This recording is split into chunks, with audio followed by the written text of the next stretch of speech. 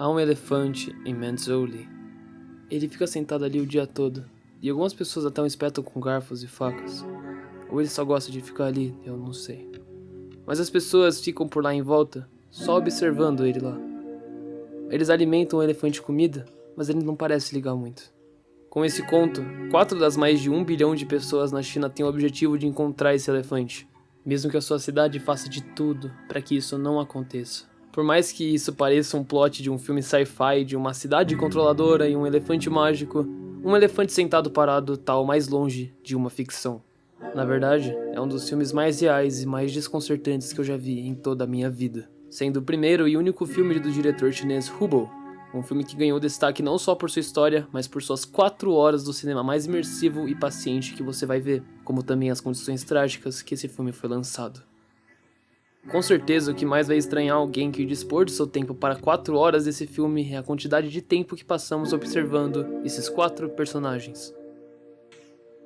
Esse é um filme extremamente claustrofóbico e contraditório nesse tema. A gente acompanha a vida desses 4 personagens na duração de um dia inteiro na vida deles, e provavelmente o pior dia que eles já tiveram. E mesmo que eles estejam abertos para andar livremente nessa cidade, a câmera sempre parece se manter presa aos rostos deles, mesmo em conversas com outros personagens. E isso é tudo que temos. Apenas esses 4 e a infeliz realidade que eles terão de enfrentar. O filme começa recitando o texto no qual eu comecei esse vídeo, desse elefante que não parece se importar com o abuso e o afeto que é colocado em cima dele. Ele só se mantém lá, parado, deixando tudo acontecer pela sua volta. Uma estranha história que pega o interesse desses 4, começando pelo mais chocante, Yu Chen, um gangster que tá tendo um caso com a esposa do seu amigo, e a gente acompanha toda essa cena sem cortes, esperando se Yu vai ser descoberto ou não. E essa é outra coisa fascinante desse filme, ele não tem pequenos cortes deixando tudo dinâmico como em um filme convencional.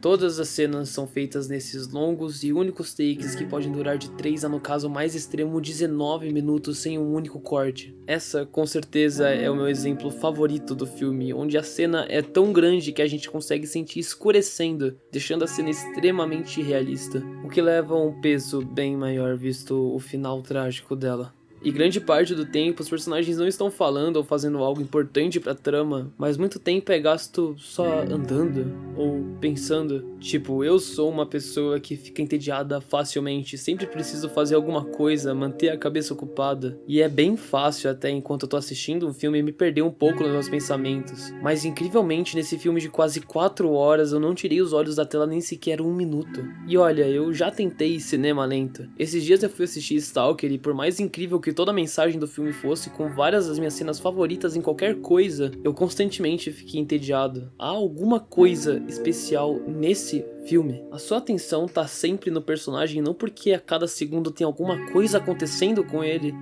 mas sim porque nada muito acontece. E junto com a intimidade que a câmera tem, cada vez mais você empatiza com eles, pensando no que ele tá pensando.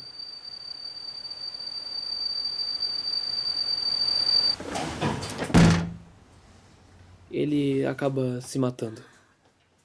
Huan Ling é uma estudante vivendo com a sua mãe solteira com uma vida frustrante, cuidando de sua mãe e tendo um caso com o diretor da escola. E ela tem como amigo Weibo, um estudante da mesma escola que acaba vivendo uma vida bem difícil dentro de sua casa e entra em briga com o valentão da escola por causa de um suposto celular roubado. E vivendo no mesmo prédio que o Weibo, Wan Jin, um idoso que está sendo expulso de sua casa para um asilo pelo seu próprio filho. Todos esses personagens, além de serem motivados a mover vistas suas frustrações atuais de suas vidas, acabam enfrentando um momento crucial para a quebra de sua paz. Wan Lin acaba tendo vídeos vazados dela com seu diretor. O cachorro de Wan Jin acaba morrendo por um outro cão maior de rua. E Wei Bu acaba matando acidentalmente o valentão que coincidentemente é irmão de Yu, agora forçado a procurar e vingar seu irmão, mesmo que ele não se importasse muito com ele, afinal de contas. A realidade para todos esses personagens é bem dolorida por motivos diferentes, mas o foco nunca para de sair deles, mesmo que grande parte dos seus problemas sejam vindo de fatores externos. Um truque muito interessante é como em conversas os personagens, fora os protagonistas, ficam fora de foco, dando total atenção a eles e seu mundo desesperador,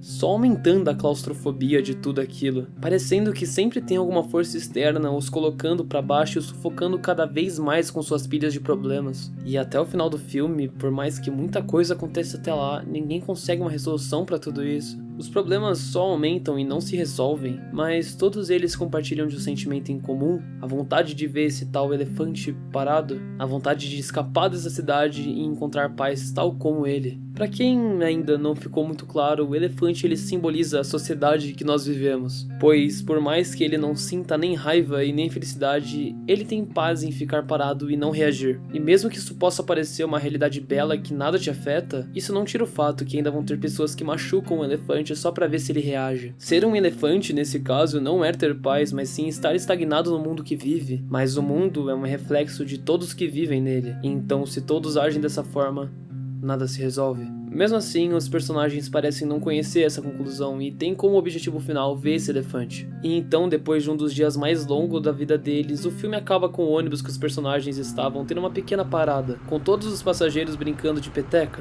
até que a gente finalmente escuta ele.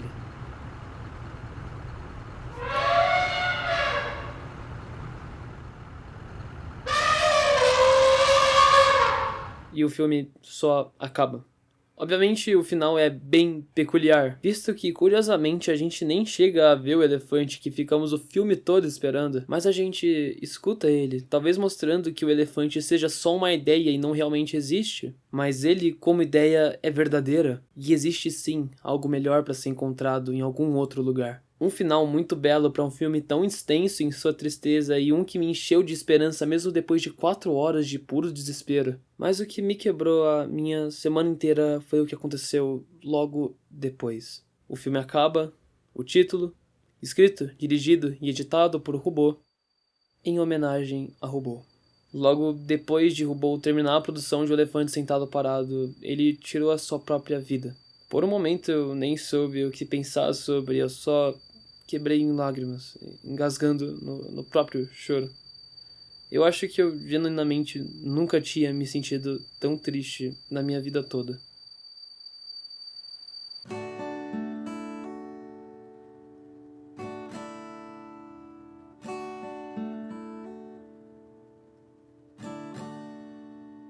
Eu passei muito tempo refletindo sobre o que foi assistir esse filme, e definitivamente acho que seguir nesse pensamento não tem sequer uma boa conclusão para essa obra. Olha, eu definitivamente não quero que ninguém saia mal desse vídeo, eu peço perdão até por usar o nome do Robô como um valor de choque pro vídeo, mas eu precisava realmente comunicar pra alguém que provavelmente não vai assistir esse filme o choque que eu recebi após descobrir que uma pessoa que criou esse incrível filme acabou sendo vítima de sua própria trama. É uma grande pena que nunca mais vamos ter um filme por Robô. O Elefante Sentado Parado é um filme que merece ser lembrado pela sua belíssima mensagem no centro de tudo, e a sua tragédia que o acompanha não deveria afetar essa linda e real obra. Uma aula de direção e cinematografia única. Esse é um filme cheio de desespero, mas com um final extremamente esperançoso e surpreendentemente realista. E sim, esse provavelmente é um dos filmes mais desafiadores que qualquer um pode tentar assistir, mas essa é uma forte recomendação minha para qualquer pessoa que gosta de cinema. Mas não se força, nenhum filme é pra todo mundo. Mas felizmente logo depois de assistir essa linda obra eu tava com sede por mais, e também alguma coisa pra distrair minha cabeça um pouco. E então nessa mesma sede por cinema estrangeiro eu me deparei com um outro épico de 4 horas e... uau! Se filme mais lento não é a sua praia, então você precisa conhecer...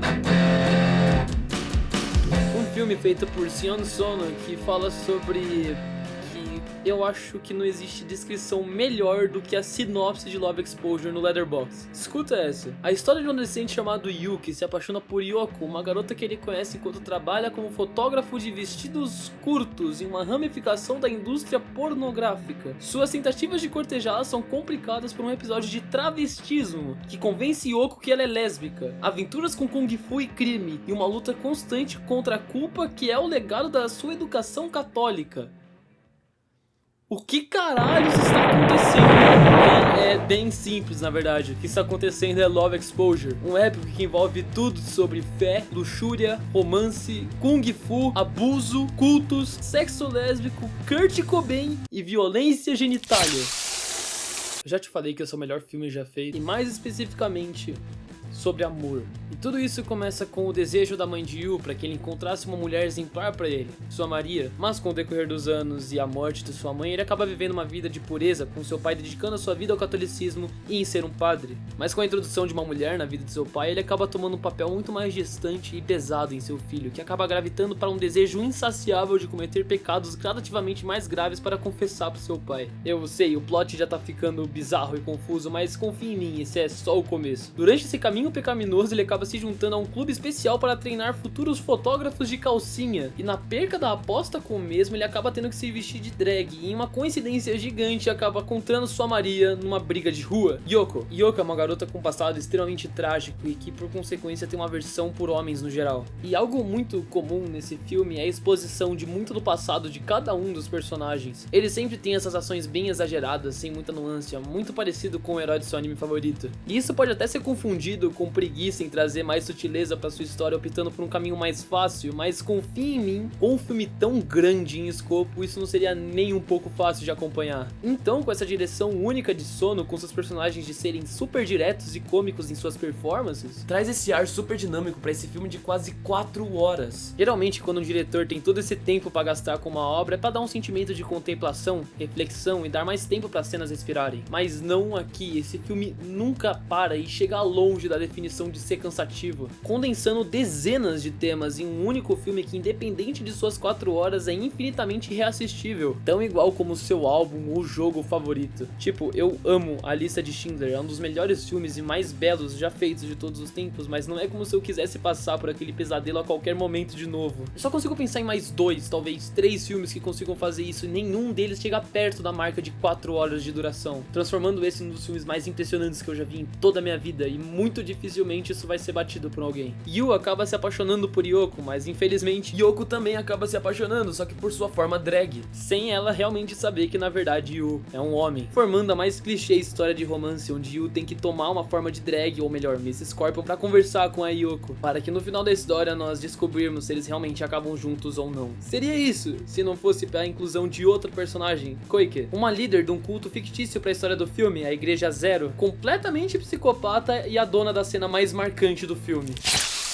Eu já te falei que esse é o melhor filme já feito, uma pseudogenia do crime que coordena todas as ações dos dois sem nenhuma motivação aparente. E é bem aqui que eu paro vocês. Eu definitivamente não quero dar mais spoilers pra vocês sobre esse incrível filme. Por mais que eu já esteja um tempinho falando sobre a incrível história desse filme, eu só cobri a primeira das 4 horas totais de Love Exposure. Esse é um dos filmes mais cômicos, mais densos tematicamente, mais divertidos, mais bizarros e que acima de tudo tem um dos momentos mais incríveis que eu já vi assistindo o filme e ainda arranja tempo para ser filosófico e profundo. É uma viagem e tanto, com sua maior conquista sendo que tudo se encaixa no final como uma incrível e concisa obra que não merece ser explanada em um vídeo de YouTube ao invés do correto, experienciada por si só. E eu trago esses filmes não só por causa da coincidência de ambos eles terem 4 horas de duração, mas sim porque já que esses filmes são tão longos e são filmes estrangeiros, você provavelmente nunca ia assistir eles na sua vida toda, sem saber ao menos que eles existiam, com ambos trazendo temas tão sensíveis, pesados e tão universais, mesmo sendo bem fundamentados nos seus países de origem. E pra mim é muito lindo perceber que existem coisas tão incríveis lá fora, que pessoas também sofrem tal como eu ou você. E o que eu acho que eu quero transmitir com esse vídeo é que arte não deveria ser separada e mais difícil de consumir só por ser do exterior. Existem coisas tão lindas aqui no nosso país e lá fora também. Arte é arte, ponto. E pra mim, esses filmes são uma prova disso, que independente de tudo, o amor existe e nos conecta fora de onde nós estamos. E eu espero que apresentar boa arte pra você apenas por mostrar seja a minha prova de amor por você.